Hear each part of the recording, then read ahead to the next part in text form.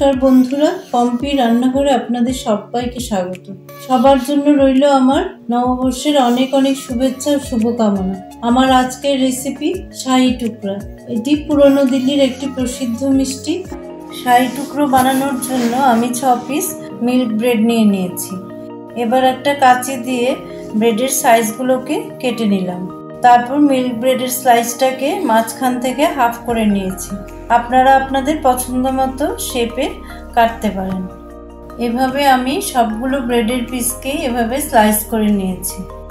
Gas জ্বালিয়ে একটা saucepan বসিয়ে দিয়েছি। তাতে হাফ কাপ চিনি দিয়ে দিলাম আর হাফ কাপ থেকে একটু বেশি জল দিয়ে দিলাম। এটা দিয়ে আমি চিনির শিরা বানাবো। এবার একটা চামচের সাহায্যে ভালো করে নেড়ে চিনিটাকে গুলে নিলাম। তাতে দুটো এলাচ ফাটিয়ে দিয়ে দিলাম। এবার তাতে কিছুটা জাফরান দিয়ে দিলাম। জাফরান দিলে সুন্দর গন্ধ হবে, শিরার রঙটাও খুব সুন্দর হবে। শিরাটাকে একতার বা দুতারে বানাতে হবে না। আমি প্রায় 7-8 মিনিট মতো ফুটিয়ে নিলাম। এবার গ্যাসটাকে বন্ধ করে দিলাম। এবার গ্যাস জ্বালিয়ে একটা কড়াই বসিয়ে দিয়েছি। তাতে 2 কাপ ফুল ফ্যাট মিল্ক নিয়ে নিয়েছি।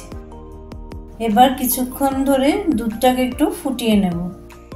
দুটো এলাচ ফাটিয়ে দুধের মধ্যে দিয়ে দিলাম। আবারও খুব ভালো করে নাড়তে থাকবো। এবার কিছুটা কেশর দিয়ে দিলাম। একটা কাপে হাফ কাপ মতো পাউডার মিল্ক নিয়ে নিলাম। তাতে 1.5 চামচ কর্নফ্লোর মিশিয়ে দিলাম। কর্নফ্লোর আর পাউডার মিল্কের মিশ্রণটার মধ্যে 1 কাপ হালকা গরম দুধ দিয়ে দিলাম।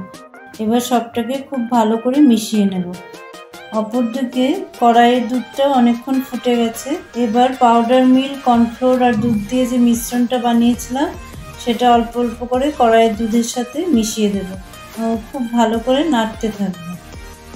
কর্নফ্লোর আর পাউডার মিল্কের মিশ্রণটা মেশানোর পর দুধটা অনেকটাই থিক হয়ে এসছে।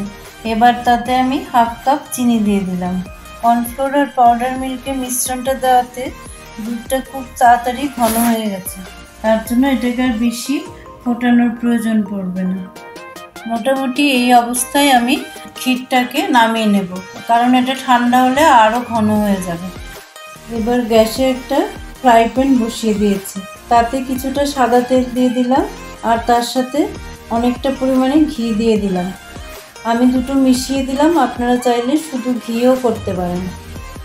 ঘিটা একটু গরম হয়ে গেলে আঁচটা একটু কমিয়ে দিয়ে ব্রেডের স্লাইসগুলো একটা একটা করে ঘিয়ের মধ্যে দিয়ে দেবো। একটা ফর্কের সাহায্যে উল্টে পাল্টে লাইট গোল্ডেন ব্রাউন করে ভেজে তুলে নেব। একইভাবে সবগুলো ব্রেডের স্লাইসকে আমি ঘিয়ে ভেজে তুলে নিলাম।